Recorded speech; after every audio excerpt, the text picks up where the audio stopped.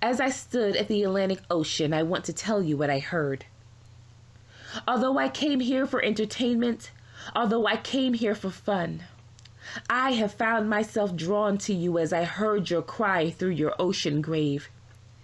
You're asking me to feel you, feel your energy, feel your pain. The way you felt as you jumped or were thrown overboard, dead or alive.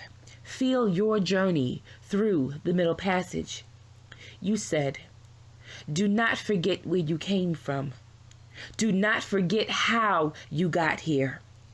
As you return to your corporate job in business casual attire, as you return to your computer and monitor and drink coffee from the break room, do not forget that your comforts were not easily accomplished.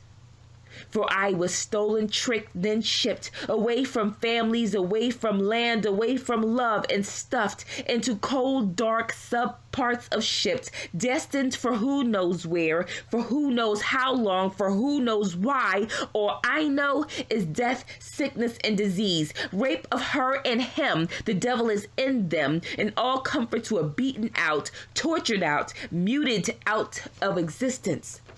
But my suffering is real. You cried out for me from your ocean grave and told me to remember that my fathers are here. My mothers lie here in the depths. Energy is resounding, magnetic, demanding me to acknowledge and pray. King screaming out to me to acknowledge and pray. Queen screaming out to me to be quiet and listen and respect who I am and respect who you are and respect who they were, and how dare I forget or ever take for granted the lives that were lost and were taken and were stripped bare of everything. They were stripped of everything. As they were stopped, face to foot, without space to breathe. Cramps would have given them more space as they watched foreign illness take dozens after dozens, as their bodies were left to spoil and rot until removed and then replaced by another, and repeat the same cycle over and over and over again for weeks upon weeks upon weeks upon weeks.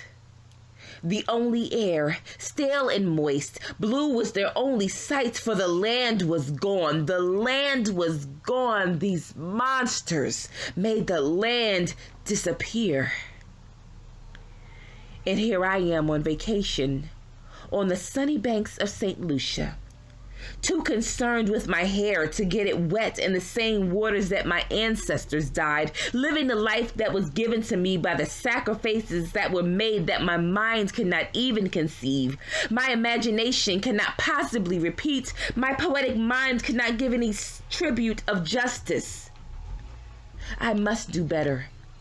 I can enjoy the life that I've worked hard for and lavish in my success that I've achieved, but I will give honor to you in appreciation for all that you've given, while I live my life in remembrance of the loss of yours, and making sure that my children are aware, and reminding my neighbors, engaging my community by speaking your truths and reciting your story, by teaching your lessons and remembering your existence with gratitude and responsibility.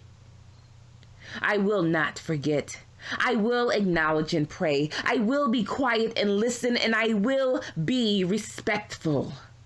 I will mess up my makeup and I will soak my hair. I will submerge myself in the ocean where you lie and be grateful for the experience of hearing my ancestors cry.